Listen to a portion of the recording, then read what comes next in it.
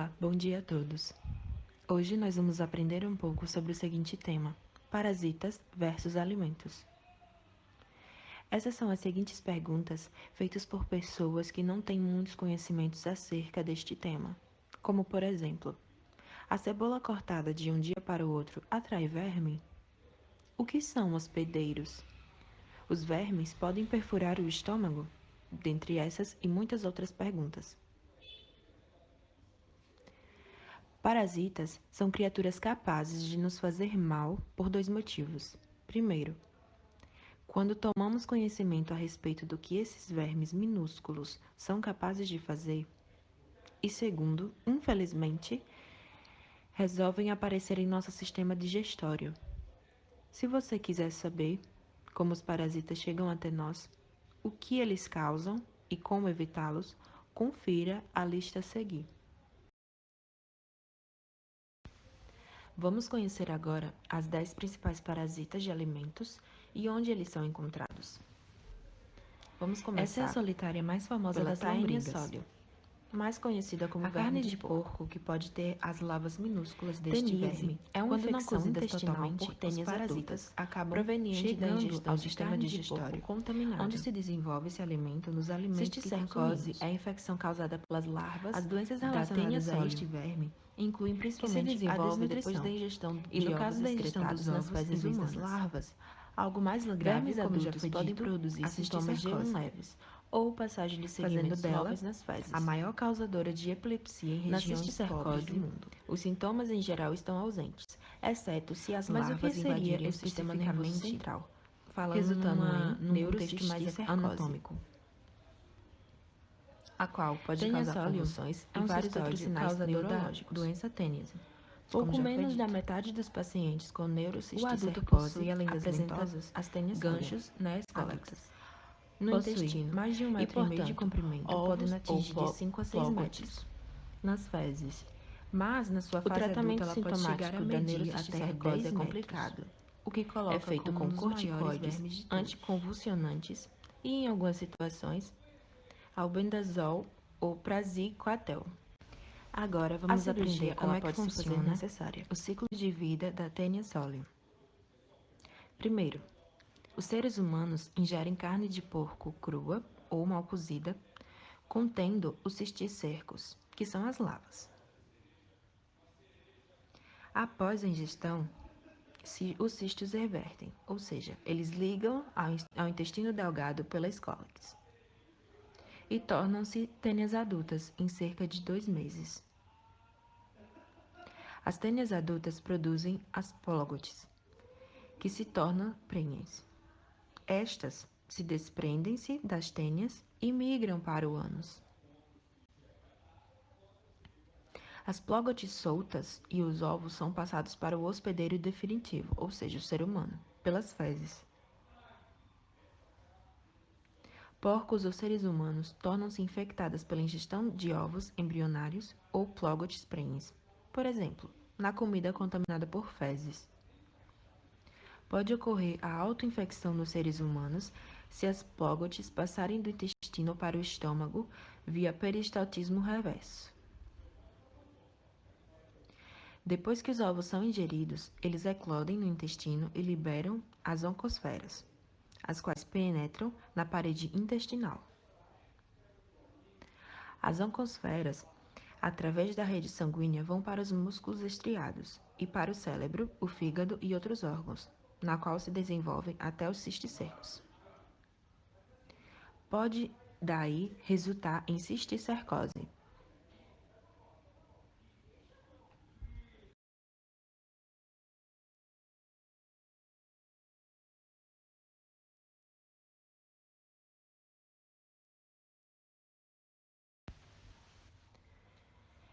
Echinococos granulosos. É um euminto cestódio, agente da hidatidose, mas um pouco menor do que os vistos até agora. Os parasitos adultos medem de 3 a 6 micrômetros. A larva se encontra no interior dos cistos, que possuem um tamanho de aproximadamente de 2 a 5 centímetros. São vermes que se hospedam geralmente em cachorros ou ovelhas. Humanos podem se infectar por meio da ingestão acidental dos ovos destes protozoários, sejam eles presentes nas fezes dos animais portadores. Outra forma de contaminação é por meio do consumo de alimentos que tiveram contato direto em solo contaminado. É preciso entender que os ovos desses vermes são extremamente resistentes e podem ficar preservados por meses, mesmo quando congelados. Estima-se que mais de 1 milhão de pessoas sejam infectadas com este parasita todos os anos, especialmente em regiões onde os animais de pecuária têm contato com cachorros. Uma vez que o hospedeiro ingerir os ovos dos protozoários, o primeiro órgão afetado é o fígado, e em seguida inúmeros cistos se espalham pelo corpo e só causarão mais problemas anos depois após a contaminação. Esses cistos contêm inúmeras larvas altamente infecciosas, e uma vez que eles se rompam espontaneamente, podem causar um choque fatal. Vamos conhecer agora um pouquinho sobre o ciclo de vida deste parasita. O hospedeiro intermediário, na qual seria a ovelha, ou acidental, na qual seria o homem, se contamina ao ingerir os ovos liberados no ambiente pelo cão, que é o hospedeiro definitivo, na qual elimina nas fezes os plógotes contendo os ovos.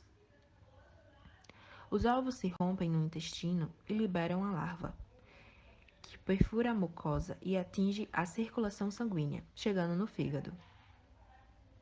Em 70% dos casos, forma um cisto neste local, mas pode invadir o tecido pulmonar ou ainda outros órgãos. O ciclo no homem termina com a formação do cisto hidádico, no fígado e ou no pulmão. E não há eliminação de formas de contágio. A contaminação é sempre acidental, do cão para o homem.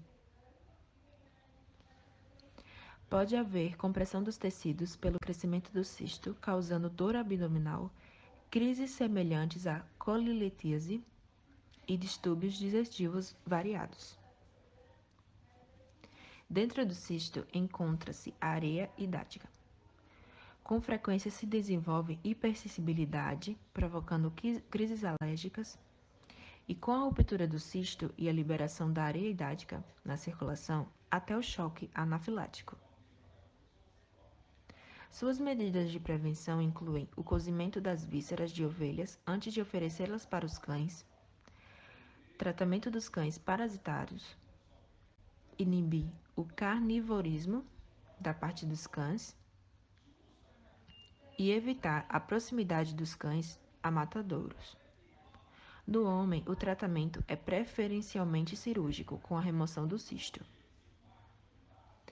Esta infecção é a mais frequente no Rio Grande do Sul.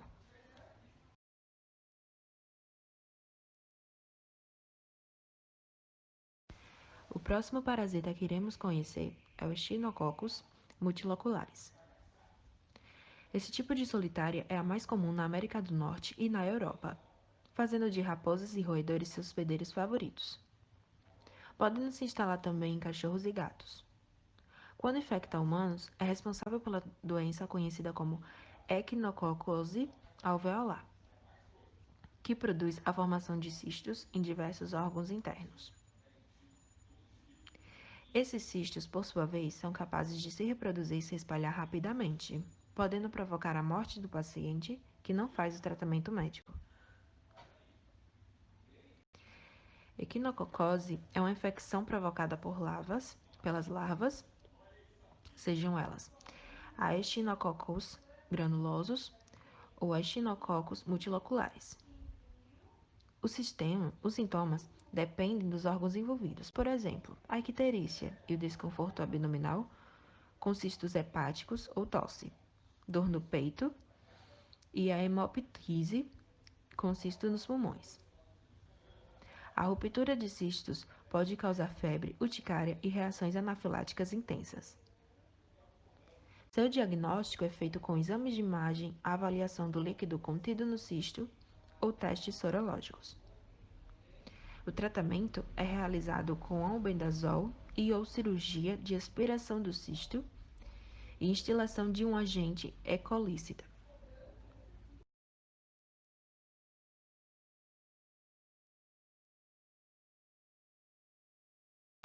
Toxoplasma gold. Gatos e roedores são os mais afetados por este protozoário, que é um dos mais espalhados pelo mundo. A infecção entre humanos varia de 10 a 80% em diferentes regiões do mundo. Este parasita geralmente fica em estado latente durante toda a vida do seu hospedeiro. Por isso, a maioria das pessoas não apresenta sintomas nem sabe que está infectada. Os pacientes mais afetados por estes parasitas são as mulheres grávidas, uma vez que o protozoário é capaz de chegar até a placenta e provocar a má formação do feto, e até mesmo aborto espontâneo. Por isso é bom que as mulheres grávidas evitem tocar a areia de gato. Outras pessoas vulneráveis são os pacientes com baixa imunidade, como portadores de HIV e transplantados. Basicamente, eles seriam um protozoário coccídeo intracelular, causador da toxoplasmíase. A parasitíase, apesar de ser bastante comum, pode ser grave em certas ocasiões. A infecção pode ter como hospedeiro intermediário vários mamíferos, sendo que o principal é o homem. O mais importante felídeo infectado pelo protozoário é o gato, visto que ele é um animal domesticado e frequentemente transmite esta enfermidade ao homem.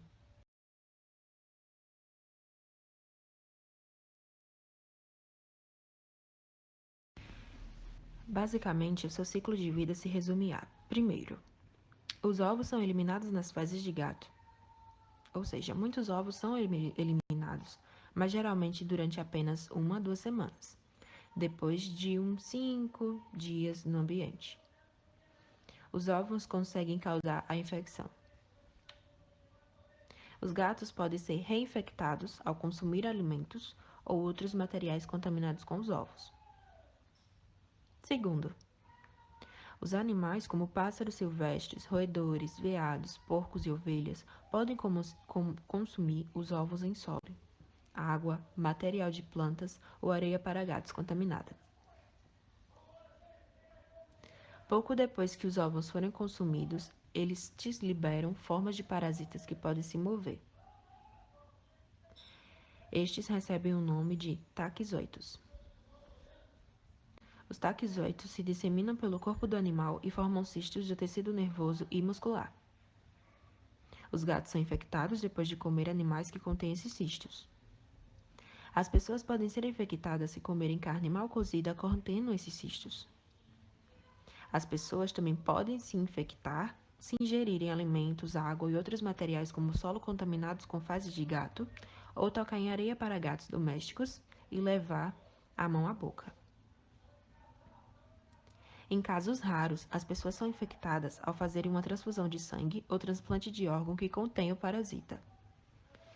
Em outros casos raros, a infecção é transmitida de mãe para o feto. Nas pessoas, os parasitas formam cistos em tecidos, geralmente no músculo e no coração, no cérebro e nos olhos.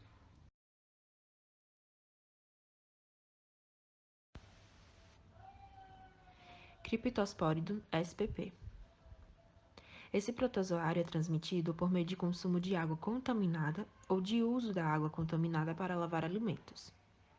Além disso, é preciso cuidado ao consumir leite não pasteurizado e frutos do mar cujas origens sejam desconhecidas.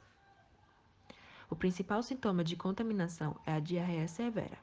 Uma das formas de evitar a ingestão deste tipo de verme é sempre lavar os produtos da feira com água potável, mesmo os que já foram embalados e considerados, entre aspas, lavados. Criptosporidiose é uma infecção parasitária cujo agente etiológico é geralmente associado a diarreias em indivíduos jovens e gastroenterites graves e provocadas em pessoas imunodeficientes. A infecção é autolimitante em indivíduos com imunidade normal, mas pode ser grave em imunocomprometidos. Este parasita é patogênico para mamíferos, incluindo o homem, aves, répteis e peixes. Este parasita é normalmente encontrado no intestino, mas pode ocorrer fora do trato digestório, como em certas partes do trato respiratório. O ciclo biológico deste parasita necessita de apenas um hospedeiro. 2 tipos de oocistos se formam, 80% têm parede grossa e são eliminadas já infectantes junto às fezes, e 20% são envolvidos apenas por uma membrana e se rompem à luz intestinal, determinando um novo ciclo do mesmo hospedeiro. Este parasita apresenta um ciclo de vida bem complexo, incluindo fases de reprodução sexuada e assexuada, que termina com a excreção dos oocistos nas fezes do hospedeiro. Estes, por sua vez, apresentam formas arredondadas e medem cerca de 4 a 6 micrômetros de diâmetro, e têm capacidade infecciosa.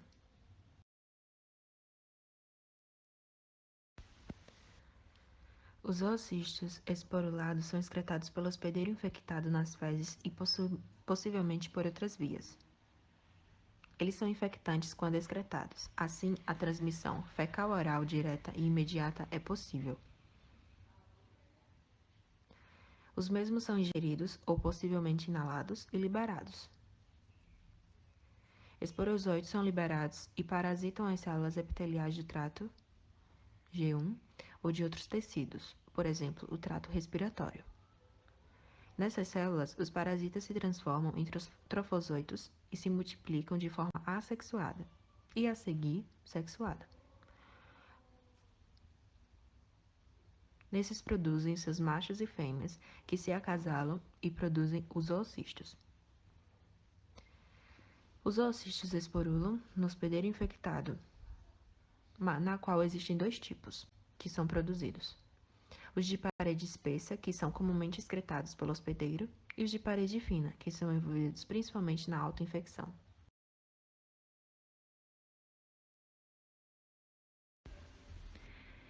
Entamoeba histolítica.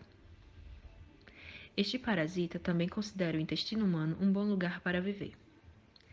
E uma vez que você seja contaminado por ele, você vai sentir muita dor abdominal e ter episódios de diarreia. Se isso acontecer, procure um médico, especialmente se junto com as fezes você perceber a presença de sangue. Em casos mais sérios, o parasita deixa o intestino e se espalha para outras partes do corpo, atingindo e causando danos no fígado e outros órgãos.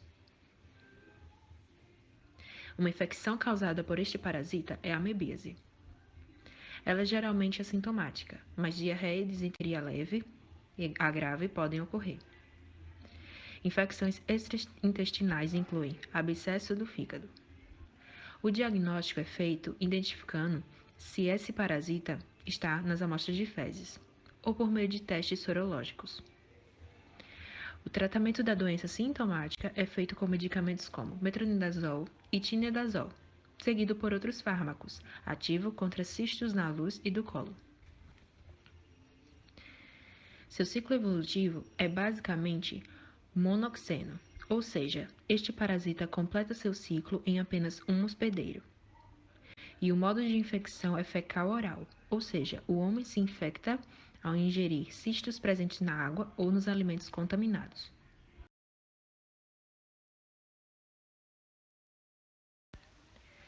Trichinella spiralis. Trata-se de uma lombriga de porco responsável pelo aparecimento de uma doença conhecida como trichinose, que é uma infecção muscular causada pelo consumo de carne de porco crua ou mal cozida, ou ainda pelo consumo de salsichas defumadas. É impossível enxergar os cistos na carne contaminada, mas cada uma dessas estruturas contém larvas, que uma vez no sistema digestório se multiplicam e invadem os tecidos musculares onde se fixam. A trichinose, obviamente, é uma infecção parasitária, causada por este parasita, que pode estar presente nas carnes crua ou mal cozinhada de porco, ou de animais selvagens, como por exemplo o javali. Dessa forma, Caso a pessoa consuma carnes cruas ou mal cozidas de animais contaminados, pode ser infectado pela larva desse parasita, que pode dirigir-se para vários locais do corpo e causar sintomas diversos, como dor muscular, diarreia ou cansaço excessivo, por exemplo. Ela tem cura quando seu tratamento é feito corretamente. Ele deve ser orientado por um clínico geral após a observação dos sintomas, mas geralmente envolve o uso de remédios antiparasitários como albendazol.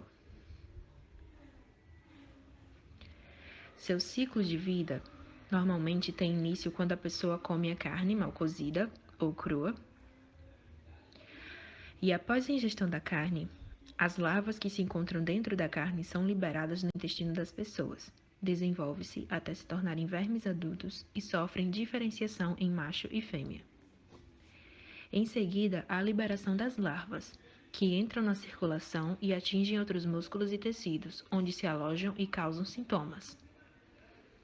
Acredita-se que o ciclo de vida da triquinose é mantido devido ao canibalismo, que pode acontecer entre algumas espécies de mamíferos e a cadeia alimentar dos mesmos, em que roedores infectados são comidos por outros animais, por exemplo.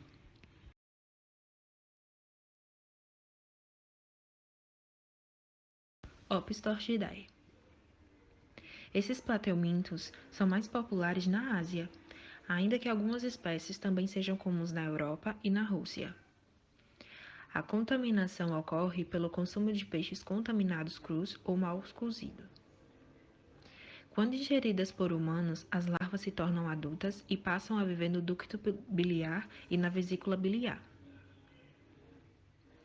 Infecções crônicas por estes vermes estão significativamente associadas com o aparecimento de câncer do fígado e também do ducto biliar. Uma maneira de prevenir o contágio é congelando ou cozinhando os peixes de água doce.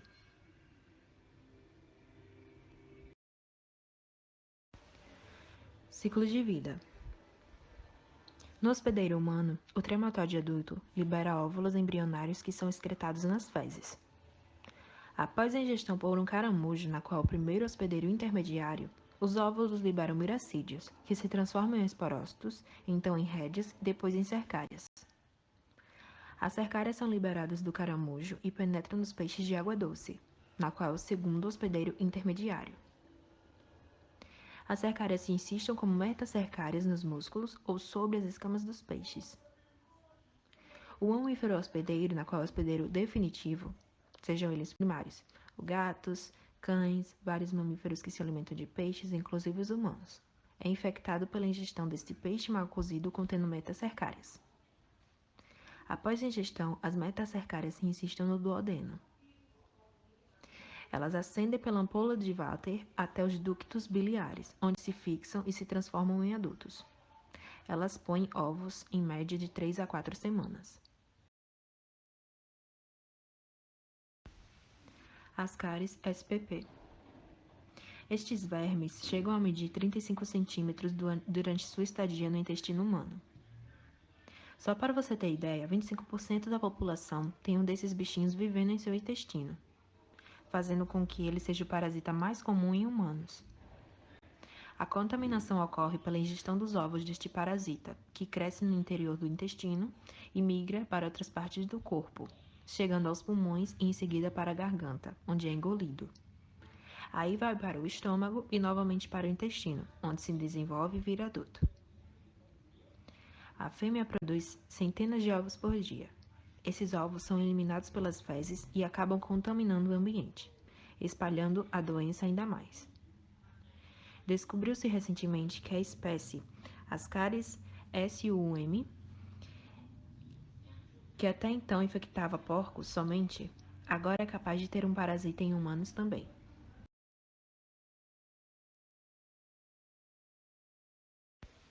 E por fim, Trypanosoma cruzi. Este parasita é responsável pela doença de Chagas, caracterizada pelo seu desenvolvimento lento e, em muitos casos, praticamente invisível. Com o passar do tempo, o paciente desenvolve problemas fatais relacionados principalmente ao intestino e ao coração. A contaminação ocorre geralmente pelo contato com as fezes dos insetos conhecido popularmente como barbeiros. A transmissão ocorre por meio da ingestão de alimentos contaminados, da picada do inseto que defeca na corrente sanguínea enquanto se alimenta, da transfusão de sangue, do transplante de órgãos e de mãe para o feto.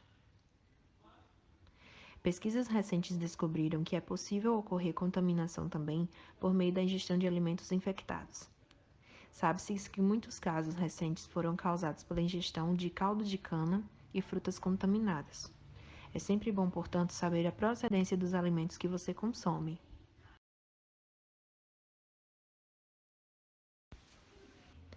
Seu ciclo se inicia quando o barbeiro, ao se alimentar do hospedeiro vertebrado, elimina suas fezes e urina, onde podem estar presentes as formas tripomastigotas.